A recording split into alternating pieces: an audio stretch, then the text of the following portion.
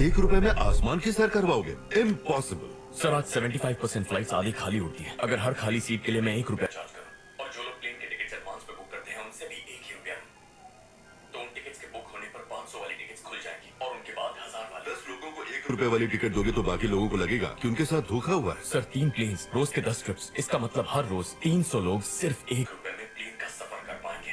और सर हमारी सबसे महंगी टिकट भी ट्रेन के टिकट से सस्ती होगी। तुम उस प्लेन में जाओगे?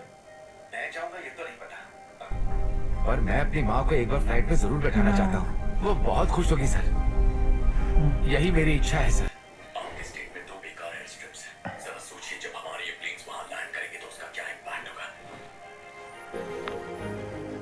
मतलब अब मेरा ड्राइवर धोबी मोची सब मेरे साथ फ्लाइट का सफर करेंगे? मैं ऐसा नहीं होने दूंगा। बड़ा हो सकता है भारत के कई साल एविएशन के पहले इतिहास मैंने में। मास्टर जी से कहा था कि तुम्हारा बेटा हम सब का नाम रोशन करेगा।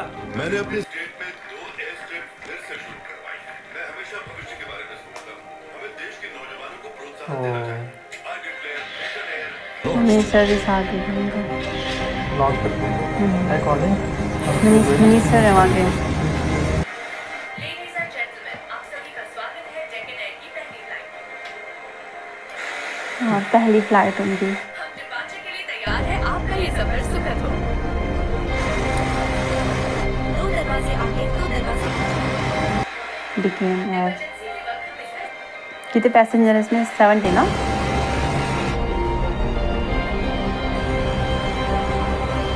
Hello madam, welcome.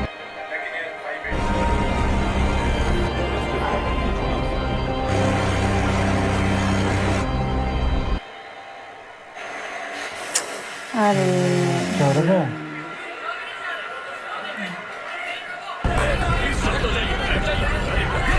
इसमें तो बीच में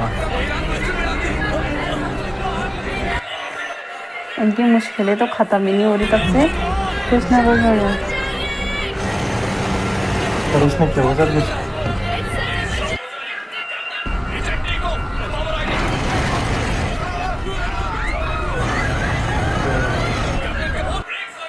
है? क्या हो गया उसको?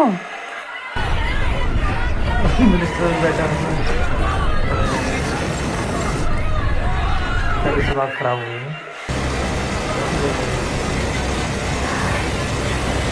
डेक्कन एयर 582 चेन्नई टावर, नीडे इंजन में धुआं। सवारी में डाल दिया तुमने मुझे। कम ऑन जल्दी। एक्शन ले लीजिए उसका। सर आप आराम कीजिए ना। क्या बकवास प्लेन है? ड्राइवर चलो यहाँ से। Sir I fix it. अब ऐसा तुम्हें मत सुनाई करिए। नहीं देता? यहाँ से जल्दी करिए। जमीन गिरवी रखी है। इस प्लेन के साथ तो मेरी जमीन भी चल गई। अरे पिताजी चुप हो जाइए, कुछ भी बोलते रहेंगे क्या? तो चुप है। अरे क्या किया तुम्हारे बेटे ने? अब हम कैसे जिएंगे? सारी जमीनें बेच दी हमने। दूर हटिए, रास्ता दीजिए प्लीज। जब मिनिस्टर साहब आपकी फ्लाइट में बैठने वाले थे तो आप इतने लापरवाह कैसे हो सकते हो? तो ये कैसे हो गया? जवाब दीजिए। आपको जवाब देना ही होगा। बताइए ये कैसे हो गया? अरे ऐसा आराम से जाइए। जान के आपको नहीं पड़ी है? समझा रहा हूँ। बताइए जवाब दीजिए। मैं संभाल लूंगी। आप ऐसे नहीं जा सकते यहाँ से। मुझे संभालो। अगर किसी की जान चली जाएगी तो क्या होगा? मिस्टर मैडम, क्या आपने सेफ्टी रेगुलेशन के अंदर की? सर, इंटरनेशनल सिक्योरिटी रेगुलेशंस के मुताबिक हमने फ्रांस और इंडिया में चेक्स करवाए थे। हमारे टिकट सस्ते हैं, इसका मतलब ये नहीं कि हम सेफ्टी के साथ समझौता करेंगे। अगर आपको समाज सेवा ही करनी थी तो कई रास्ते हैं। प्लेन में क्यों बिठाया? हर नागरिक को सुविधाएं मिलनी चाहिए और वो मिलेंगी। मुझे प्लेन्स की समझ है, इसलिए वही कर रहा हूँ जो मुझे करना आता है। इसमें क्या गलत है? और उसी में अपनी लापरवाही कर दी ना? मेरी बात का ध्यान से सुनो। मैंने सारे सेफ्टी प्रोटोकॉल फॉलो किए थे और कोई रूल्स नहीं तोड़े हैं, समझे? अरे साइड हटिए, जाने दीजिए। कैसे उसमें इंजन में कैसे धुआं निकला? अरे कुछ करवाएगा उसने जरूर। फ्रिज में हो सकता है। और प्रॉब्लम्स उसकी वो नहीं हो रही, कम नहीं हो रही। बस कभी भी।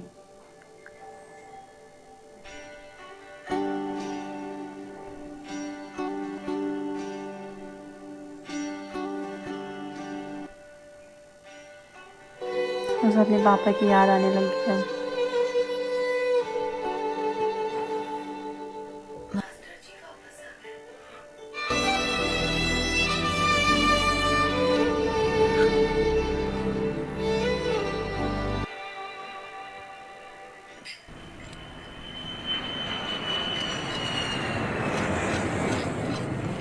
अच्छा ऑयल कैसे लीक हो रहा है उसमें से? कौन से इलेक्शन लड़ने से, लेकिन मंत्री जी भाषण तगड़ा देते हैं। बात है कि क्लियरेंस मिल गया है तो क्या सीआरएस इशू करते हैं।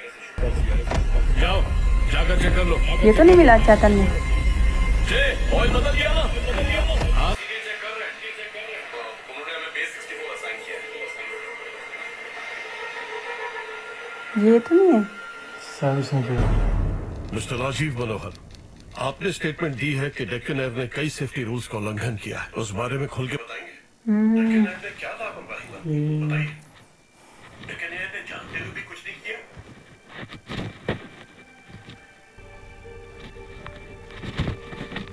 नहीं सर, इसमें सारी गलती मेरी है। ये सब क्या है सर? ये अपनी स्टेटमेंट से मुकर रहे हैं? क्या आपने किसी के दबाव में आकर डेक्कन एयर फ्लाइट के साथ छेड़खानी की थी? फ्यूल भरते वक्त मुझसे बहुत बड़ी लापरवाही हो गई सर। मैंने सेफ्टी चेक्स पर पूरा ध्यान नहीं दिया। इसका गुनहगार मैं हूँ सर। आपको कोई डरा धमका तो नहीं रहा है? सब जानते हैं कौन किसको धमका रहा है। मिस्टर राजीव, साफ साफ बताइए, कहीं आपको कोई धमका तो नहीं रहा? जवाब तो ये दे चुके हैं ना। मैं इनकी स्टेटमेंट से सेटिस्फाइड हूँ। It's okay. तो डेक्कन एयर की कोई गलती सबसे ज्यादा उसी की धमका रहा है। पायलट नेग्लिजेंस, ये कोई टेक्निकल फेलियर नहीं है। डेक्कन एयर पर से सारे चार्जेस हटाए जाते हैं। क्या हुआ था शायद इनको था। इस बार पूछ रहा है। आप पर भरोसा किया था। मेरे घर के हालात बहुत खराब हैं, मुझसे भी ज्यादा। वो हमें खरीदने की कोशिश करेंगे। उन्हें ना कहना ही हमारी ताकत है। पर मैं अब आपको और बेइज्जत नहीं करना चाहता। मुझे सब भरोसा किया था उस पर। पागल हो गए क्या? इसको जाने क्यों दिया? वो मेरे पापा की उम्र के हैं। अच्छा पहले समझाया था। सोमवार रात 9 बजे देखिए अमित त्रिवेदी के साथ परेश गोस्वामी का इंटरव्यू। मैं नहीं चाहूंगा। मारन, एक बार सोच लो, उससे मिलने से हमारा फायदा हो सकता है। मुझे उससे मदद नहीं लेनी है। हमारी जो हालत है ना, हमें किसी की भी मदद चल जाएगी। क्यों? सुबह तो आया ना, रात को यहीं रुक जा। मारन, दरअसल मैं तुझसे से मिलने आया था। बहन के ससुराल वाले पूछ रहे हैं कि शादी कब करवानी है, लेकिन तुझे परेशान होने की जरूरत नहीं है। जब तेरे लिए मुमकिन हो उसके बाद हम शादी फिक्स कर लेंगे। हाँ? मैं चलता हूँ। बाय, जल्दी वापस आऊंगा। बहन की शादी तो की है ना। चले जाएगा, मिलने चले जाए। डेक्कन एयर के भविष्य पे सवाल उठ रहे हैं। क्या इस एयरलाइंस को कामयाबी मिलेगी? लोग अब डेक्कन एयरलाइंस पर कभी भरोसा नहीं करेंगे। अरे एयरलाइंस चलाना बच्चों का खेल थोड़ा ही है। इसलिए डूब गया। परेश गोस्वामी ने ये इल्जाम लगाया है कि डीजीसीए के अधिकारियों को रिश्वत खिलाई गई। हमारी एडवर्टाइजमेंट भी नहीं छापी। उसने हमें सपने दिखाकर हम सबका मजाक उड़ाया है। कोई हम पर भरोसा नहीं कर रहा। सुरक्षा पर ध्यान न देने की वजह से डेक्कन एयर का अंत हो गया। वो ये चाहते हैं कि कोई हम पर भरोसा न करे।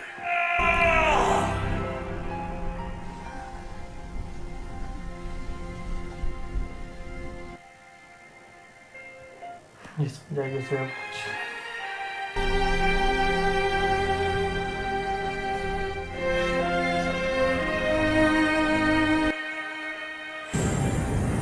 क्या सोच रहा है? Welcome welcome. तुम क्या लोगे? उससे मिलने चले गए वो। अरे शर्माओ मत, कुछ तो पी लो, है फन। अपनी कंपनी के साथ मर्ज कर लेता हूँ, खर्चे कम हो जाएंगे। हमारी एयरलाइंस में सफर कौन करेगा? Of course only the rich. मेरी टीम ने कहा मैं 12 करोड़ से ज्यादा नहीं दे सकती। जी वैसे ही है। मैं 15 करोड़ दूंगा। खरीदना चाह रहा हूँ उसकी कंपनी ना। डील कैसी लगी? ठीक है, तो फिर 16 करोड़। मारन, मेरा मूड मूड बदल जाए उससे पहले डील फाइनल कर दो। मैंने सोच लिया। नहीं, इतनी बड़ी रिस्क क्यों ले रहे हो? ऑफर अच्छा है, ले लो यार। कभी कभी डर लगता है मेरी एयरलाइंस चलेगी या नहीं। पर तुम उसे पाने के लिए इतने बेसब्र हो कि मेरे सारे डर दूर हो गए। कम ऑन, तुम्हें पता नहीं ये बिजनेस कैसे करते हैं। मेरे सपोर्ट के बिना तुम यहाँ एक दिन भी टिक नहीं पाओगे। मुझे समझ नहीं आता तुम चाहो। दोनों में बहुत फर्क है। डफर, चलो। इसमें मुझे डफर कहा। जी सर। जी सर, वो भी कह रहा है जी सर। के लिए कैसे कर सकते हो? हमारे साथ डिस्कस तो कर। पार्टनरशिप बोलते हो तुम? सबको रोड पर ले आओगे क्या? चैतन्य, तुम्हारी प्रॉब्लम है क्या? चुप हो जा। बस पागल पर छोड़ मुझे, कब तक जिद तेरे साथ तो कोई रह भी नहीं सकता। पता नहीं तेरी बीवी कैसे बर्दाश्त करती है तुझे। अरे अरे क्या कर रहा है? छोड़ मुझे। छोड़ दे इसको। खुद ही लड़ने लग गया।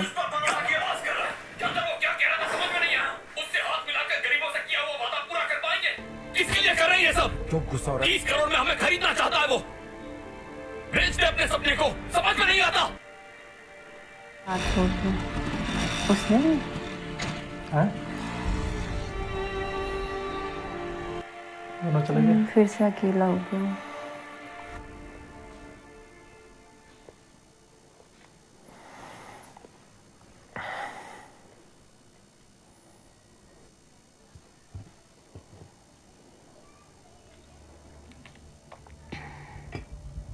वो कितने पैसे दे रहा था? 30 करोड़ रुपए। तो तूने पैसे लिए?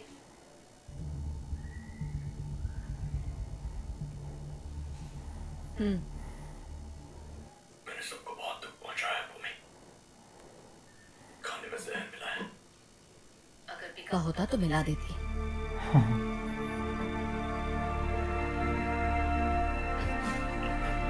अभी 22 अगस्त है ना। टीवी के पास बस मैसेज पहुंचाना है। मैं एफएम चैनल पे भी बात करके देखती हूँ। आजकल लोग वही ज्यादा सुनते हैं। इसमें कितनी हेल्प भी ना इसकी। बोलिए सर।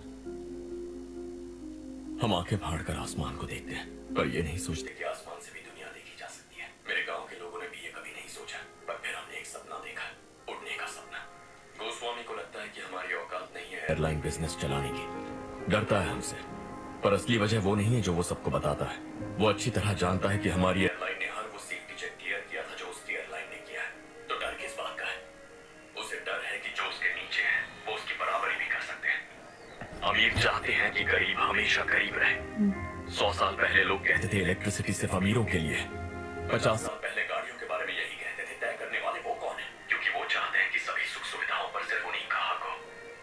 हमें एक जगह से दूसरी जगह जाने के लिए कई दिन लग जाते हैं, पर जो अमीर है अपने पुष्पक विमानों में बैठकर कुछ ही पलों में उड़कर वहां पहुंच जाते हैं। अगर हमने उनकी बराबरी की तो वो नीचा कैसे दिखाएंगे?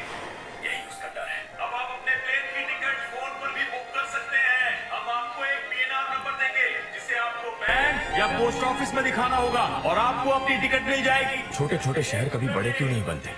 वो आगे क्यों नहीं बढ़ते? क्योंकि अगर हमें आगे बढ़ना है तो पहले हमें चलना होगा, कभी कभी दौड़ना होगा और कभी कभी उड़ना भी होगा। मैं इसी को एयर कनेक्टिविटी समझता हूँ। मेरी एयरलाइन का वादा है कि हर शहर में एयर कनेक्टिविटी होगी। हमारे प्लेन हर छोटे गांव तक पहुंचेंगे, सिर्फ चेन्नई, मुंबई, दिल्ली नहीं। इंडिया का हर एक गांव तरक्की करेगा और अमीरों को इससे डरना ही चाहिए। और सही है। थैंक यू मिस्टर परेश मेरे शो पर आने के लिए। उस बारे में बात करते हैं जो सभी के जुबान पर है, लो कॉस्ट एविएशन। उस पर आपके क्या विचार हैं सर? 1000 किलोमीटर प्रति घंटे की रफ्तार से जब आप एक एल्यूमिनियम के डिब्बे में सफर करेंगे तो आपके दिमाग में क्या चल रहा होगा? सेफ्टी।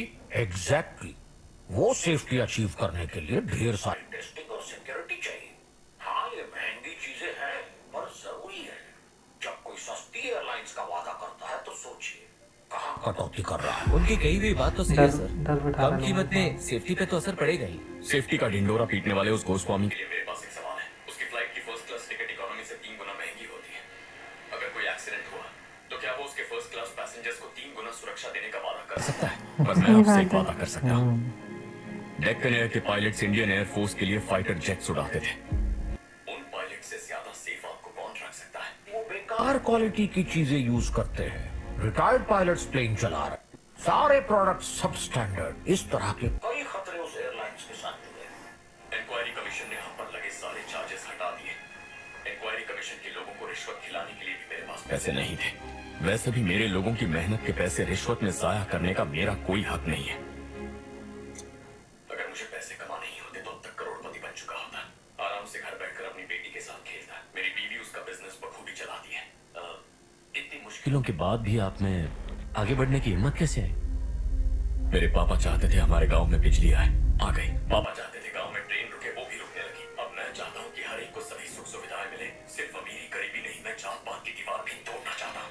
इसलिए हमारी फ्लाइट की टिकट 1 रुपए की है। सुरक्षा के मामले में कोई लापरवाही नहीं है। जब आप जैज जैसी एक भरोसेमंद एयरलाइन पर सफर करते हैं तो आपको अपनी सुरक्षा की बिल्कुल चिंता नहीं होती। अच्छी तरह ट्रेंड किया हुआ और सारी सुविधाएं हमारी खासियत है। तो टिकट इसने बस एक बात उठाई सुरक्षा। पर मारन इन सब चीजों पर कटौती करके टिकट सस्ते में बेच रहा है। एक बात बताइए, क्या आपकी जान की कीमतें कटी ऊंचाई से भी कम है? बढ़ जाता है। जिन्हें हमारी सेफ्टी रिपोर्ट पर यकीन नहीं है, मैं उन्हें ये बताना चाहता हूँ कि मैं खुद एक सेफ्टी टेस्ट करूंगा। मेरे 3 सबसे करीबी लोग डेक्कन एयर की पहली फ्लाइट्स पर होंगे। मेरी मां प्राप्ति, उसके बीवी को ले जाएगा, मेरी बीवी सुंदरी उसकी बेटी और मेरी बेटी रामो। ऐसे लोगों के हाथों में एयरलाइंस बिजनेस देना मतलब किसी पागल को लोडेड मतलब यही करता रहा बस बिजनेस। और भी करेंगे। भड़काने का काम कर रहा है सबको। देर और सुन लिया तो किसी को भी सच लगने लगेगा।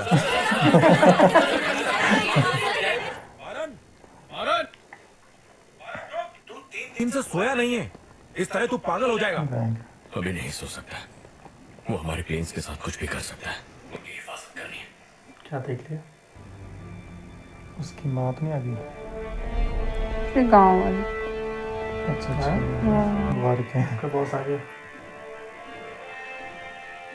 कैसे हो टीटू बाल? दोस्त सिर्फ क्या गोस्वामी के पास है? क्या तुम हमारे दोस्त नहीं हो? हम कभी अपने साथियों को अकेला नहीं छोड़ते। जाओ जाकर आराम करो। इंडियन एयर फोर्सेस है पोजीशन। अब वो कर रहे हैं कि सिक्योरिटी।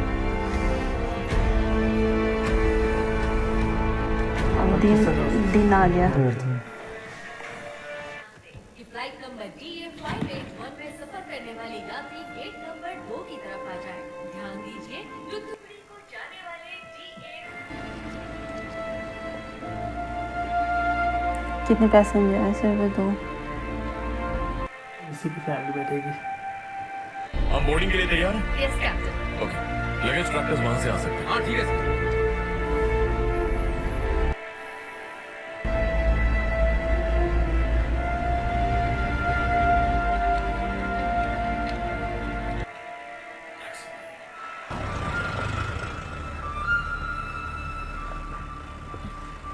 मारन, इतनी देर में तो मैं बस से मदुरै पहुंच जाती।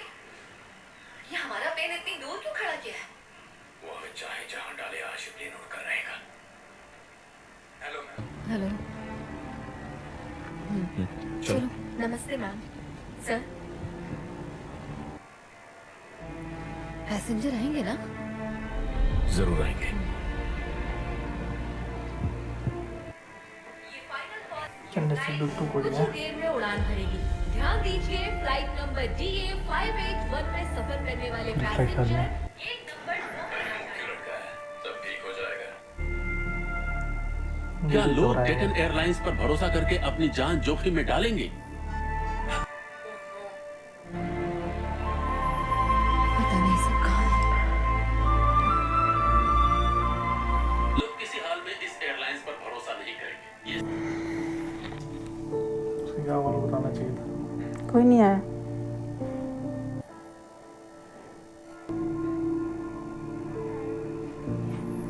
उस इंसिडेंट से सब डरे हुए ना। कैप्टन, हमारी फ्लाइट कैंसिल कर दी गई है। हैं? फिर से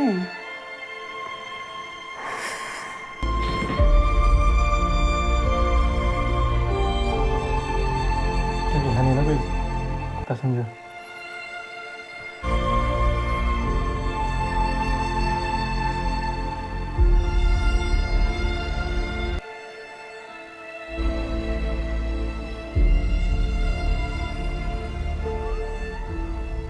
मैं लोगों का भरोसा नहीं जीत पाया।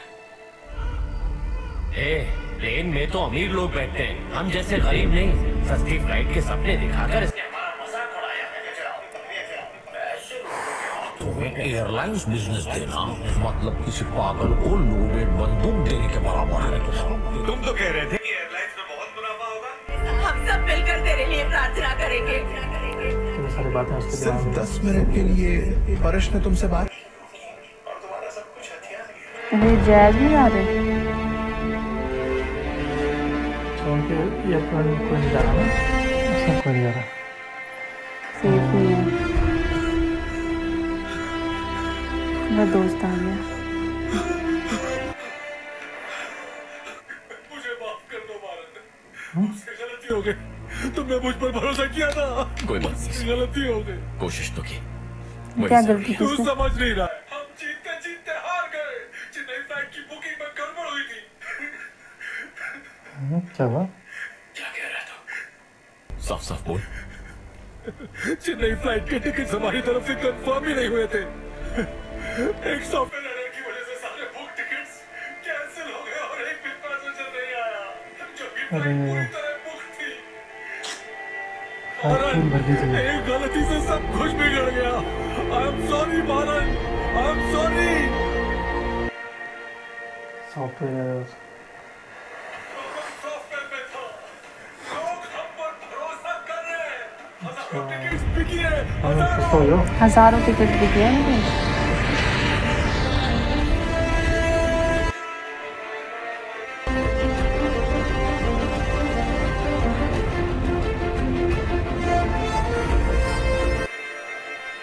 मदुरई से चेन्नई आने वाली फ्लाइट, विजयवाड़ा से चेन्नई जाने वाली फ्लाइट, दोनों पूरी तरह से बुक थे। दोनों प्लेन पूरे बुक थे भारत। हम जीत गए भारत, हम जीत गए। आगे प्लेन में बैठने को मिला, इतना अच्छा लग रहा है। नमस्ते। नमस्ते। मैं आसमान छू आई। उड़ के आ गए हो? जो और फ्लाइट भी तो है उसमें, चैतन्य। तो सारे लोग बैठे हैं। बहुत मजा आया। ये सारे इसके गाँव वाले हैं।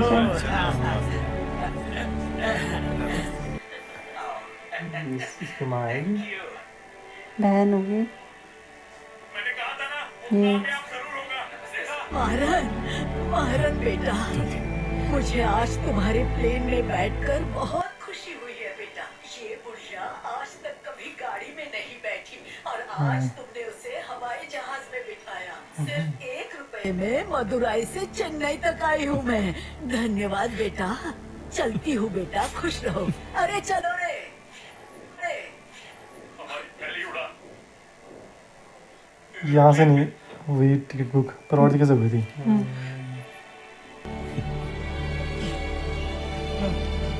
इसका दोस्त, काश माँ यहाँ होती। उसकी मम्मी भी आ गई उसमें।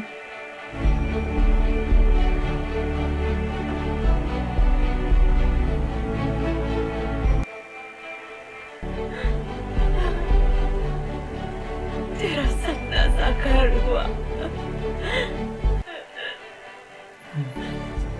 तेरे पापा भी मेरे साथ प्लेन में बैठ कर आए हैं। तेरा सपना पूरा हुआ देखकर आज वो भी बहुत खुश है। जीत गया, अपने गाँव का नाम रोशन कर दिया तूने।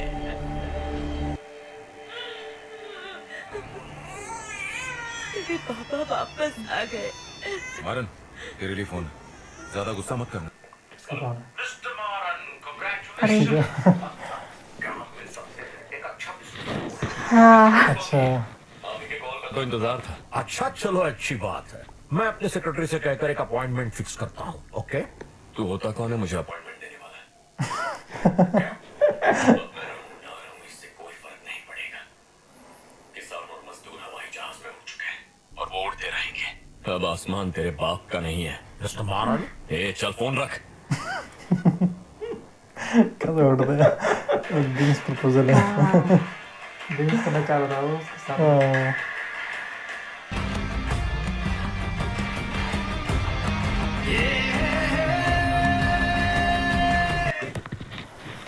फिल्म काफ़ी अमेजिंग है और ट्विस्ट पे ट्विस्ट भरी मूवी है। हर बार नए नए मतलब वो चैलेंजेस आते हैं चैलेंजेस मारन की लाइफ में। मतलब बहुत ज़्यादा चैलेंजेस थे, बहुत ही ज़्यादा। जबकि असली नाम उस कैरेक्टर का गोपीनाथ था। उसके बारे में भी सबसे ज़्यादा चैलेंजेस तो परेश लेके आया। हाँ, परेश की वजह से तो है सारे चैलेंजेस। अब स्टार्टिंग में ही साथ दे देता तो परेश अगर उससे दुश्मनी ना करता हाँ तो तब वो शायद जल्दी तो दुश्मनी करता था उसको, क्योंकि छोटे लोग तो पसंद ही नहीं थे। जो जानबूझ वो के तो चाहता नहीं था। दुश्मन लेने में लगा उससे, हम्म तो चाहता नहीं था ना जोड़े। मेन मकसद उसका ये था ना कि मतलब कि केवल अमीर लोग ही सफ़र करे प्लेन में। वो चाहता नहीं था कि कोई मिडिल क्लास गरीब लोग उसके मतलब आसपास भी हो प्लेन में। बाकी औरों को तो दिक्कत नहीं थी, जो और अमीर जिनकी एयरलाइन थी नहीं वो भी तो ऐसी था वो जो, हाँ उन्हें दिक्कत थी, लेकिन उन्हें दुश्मनी नहीं ली ना उससे। ऐसा नहीं कि उसके रास्तों में वो क्या बोलते कांटे भरे, लेकिन पर इसने तो बिल्कुल उसके हाथ पार कर दी। हर बार फोन करने लगा, हर बार उसकी आवाज़ें सुनने लगा, है ना, किन किन से बातें कर रहा था, क्या कर रहा है, अगला प्लान क्या है। मतलब हर तरह से उसने कोशिश की पूरी उसको हराने की। हाँ ये सक्सेस ना हो इसमें। और बाकी बाकी था ना कि एक मतलब क्या बोलते गरीब लोग वो हवा में उड़ सकें और अमीर लोग और गरीब लोग एक साथ बैठ सकें। उसका ये था ना कि वो उनको उस नज़र से देखता था, घृणा की नज़र से, और उनको अपने से मतलब कमतर समझता है गरीबों को। वो नहीं चाहता कि हमारी बराबरी करें, तो उसकी मतलब सोच ही ऐसी थी ना, घटिया सोच थी उसकी, और उसी सोच की वजह से बाद में खुद ही वो बर्बाद हो गया। जब मार्लन के पास रुपए की कमी पड़ी, जब उसे लगा कि अब कुछ नहीं हो पाएगा, शायद अब नहीं खुल पाएगी मेरी एयरलाइन, लेकिन उसके गांव वालों ने कैसे सपोर्ट किया, जिस तरीके से उसके गांव वालों ने सपोर्ट किया कि लाखों पैसे दिए उसके अकाउंट में। हाँ उन्होंने अपनी ज़मीनें बेची, किसी ने अपनी बहन की शादी रुकवाई, गुल्लक फोड़े बच्चों ने। हाँ मतलब हर किसी ने जो भी कुछ कर सकता था, हर कोई सबने कुछ ना कुछ मतलब दिया उसे। और फिर भी जब वो सक्सेस नहीं हुआ तब वो ज़्यादा परेशान हो गया था मारन। क्योंकि चलो पहले तो उसी का पैसा था, पर बाद में हार नहीं मारी उसने लास्ट तक। हार तो नहीं मानी थी उसने। जबकि उसके बाद उसे 30 करोड़ का ऑफर भी दिया था उसने बेचने के लिए, वो तो पूरा क्लास वाले ने। तब उसे यकीन हो गया था ना कि मतलब जो हम कर रहे हैं सही कर रहे हैं। जब ये 30 करोड़ का ऑफर दे रहा है इस आइडिया के लिए, हाँ मतलब इस हमारी कंपनी को खरीदने के लिए 30 करोड़ जब लगा रहा है ये, तो ऐसा तो लगा नहीं रहा होगा, तो ये मतलब बहुत वैसा बेनिफिट वाला काम हम कर रहे हैं। तब उससे थोड़ा सा वो मिला मोटिवेशन, तब वो और ज़्यादा कॉन्फिडेंट हो गया था।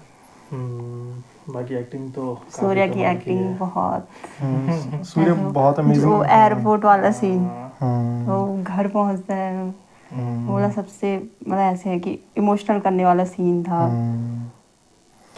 बाकी सूर्या बहुत ही अमेजिंग एक्टर है, बहुत ही उनकी हर फिल्मों में बहुत दमदार एक्टिंग होती है, और इसमें भी उनकी काफ़ी अमेजिंग एक्टिंग थी।